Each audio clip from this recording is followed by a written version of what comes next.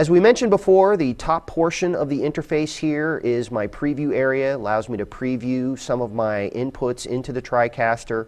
Also allows me to preview the preview bus and whatever is going out live. We do have some controls here for this monitor, and these controls only adjust what's on screen. It is not adjusting the output. So these are only to adjust your on-screen or in-display monitors. We also have a button for bringing up our zebra. This allows us to see hotspots within our video. We have an illegal button, which allows us to see if we have any illegal luminance levels, if we're too bright or too dark. And we can also switch into underscan mode if we want to. Again, these controls only adjust your in-display monitors. They have no effect on the output of the TriCaster. Next, we have our switching area, and this is where we can control the switch. We have our live bus, and this is what's going to go out live. Again, if I left click and punch anything up on my live bus, it's going to immediately cut to that input. We have our preview bus, and this allows me to select things into preview before I make a transition, a cut, or a fade to that input. We have our T-bar area and our auto and take. Take will cut between the two sources.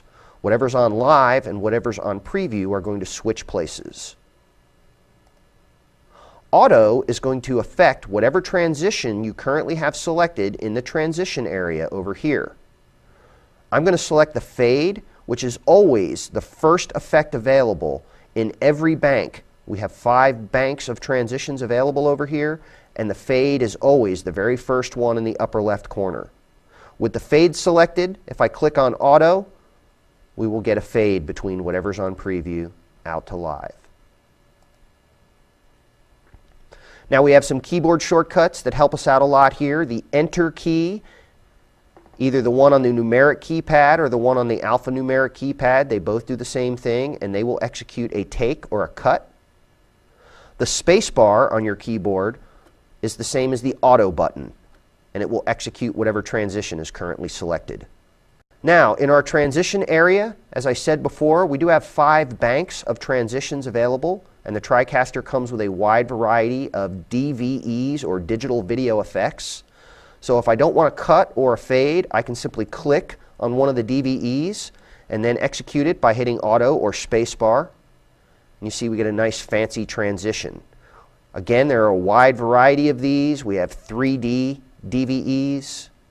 We have classic trajectory type DVEs, classic page peel type DVEs.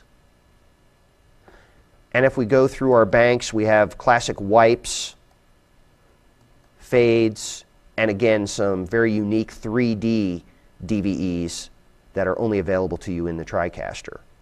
Now, if I want to change the DVEs that are available in any of the banks, or if I come out here to bank 5, it's empty. If I want to populate bank 5, I have an add button right here. I simply click add. This is going to pop open a requester. Now, whenever you're looking at a requester inside of the TriCaster, we have some shortcuts down here, and these allow me to instantaneously navigate to certain directories. So transitions should already be one of your options. If you click on transitions, it will bring you to your transition folder. Inside of the transition folder, we have some more folders full of different types of wipes, our 3D wipes, our blinds, our compressions, our page curls, fades, trajectories, wipes, and then some different types of crossfades. I'm going to go into 3D. And again, these are all transitions that are available that come with the TriCaster. I'm going to move this over a little bit, revealing the banks of effects. Now, if I want to use one of these effects, I simply left click on it, drag into the position where I want it, and let go. Now, if I click on it one time, it's ready to go. Again, spacebar to execute that effect. Even if I am on a bank that's already full of effects, if I click add, I can left click and I can drag an effect over the top of one of the existing effects to replace it. Click on it and it's ready to go. Now, you may have noticed that when I click on an effect, we've got this little ready light right here. And as I click on an effect, it takes a few seconds sometimes for that light to turn into ready. On the very basic effects, like a fade, it's going to be instantaneous. But on the fancier 3D effects, it may take a second for it to load. And another thing to be aware of is the fancier the effect or the longer the effect, the longer it's going to take to load. And if we're doing more things in the TriCaster, if we're playing things back from our DDRs, if we're using the CPU for other things and using the hard drive access for other things, that can lengthen the time it takes for that DVE to be ready. If you should happen to execute a DVE before the ready light is ready, it's simply going to run the last DVE that was loaded into the system. So it's not going to be a problem, except for the fact it's not going to play the DVE that you thought it was going to play. It's going to play the last one. So just be aware of the light. Make sure that light goes to ready and it's a solid blue line, and the selected DVE will play for you. Now, DVEs can also be run in reverse. We have a reverse button right here that allows us to run them in reverse, or, as I said, the space bar allows us to go ahead and do the transition that's currently selected. If you hold down Shift and the space bar, this will run that DVE in reverse. This can be very handy when using the TriCaster, especially when you're talking about something like sports production. Very often we will want to fly an instant replay or slow motion into the scene. When that instant replay or slow motion is complete, we want to fly it back out with the exact same effect that we flew it in with. And using the space bar and the Shift space to do this is a very easy way to accomplish this. We also have variable speeds at which we can run the transitions. We have slow, medium, and fast available to us by clicking on these buttons. And we have a little knob next to that, which you can actually dial in speeds in between or greater than fast or slower than slow. I use medium speed as my default transition speed most of the time. I have an advance button, and the advance button will advance to the next DVE after executing a DVE. So if I click on the first one and I turn the advance button on, we go ahead and do that transition.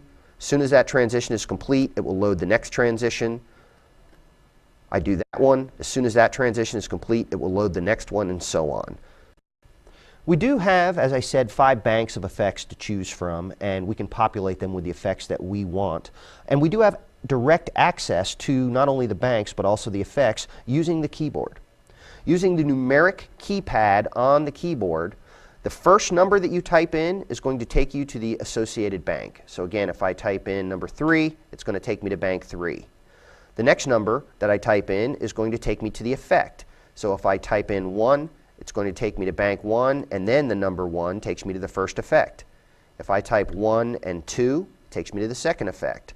1 and 3 takes me to the third effect, and so forth. So again, if I went to bank number 4 by hitting 4 and then typed 3, it's going to go ahead and load up the third effect in that bank for me. Right next to the transition bank, we have our overlay section. And the overlay section is where we control the graphics, both still, motion graphics, scrolls, and crawls that can be overlaid over the top of our live video source. We'll cover the overlay section in detail a little bit later in the presentation.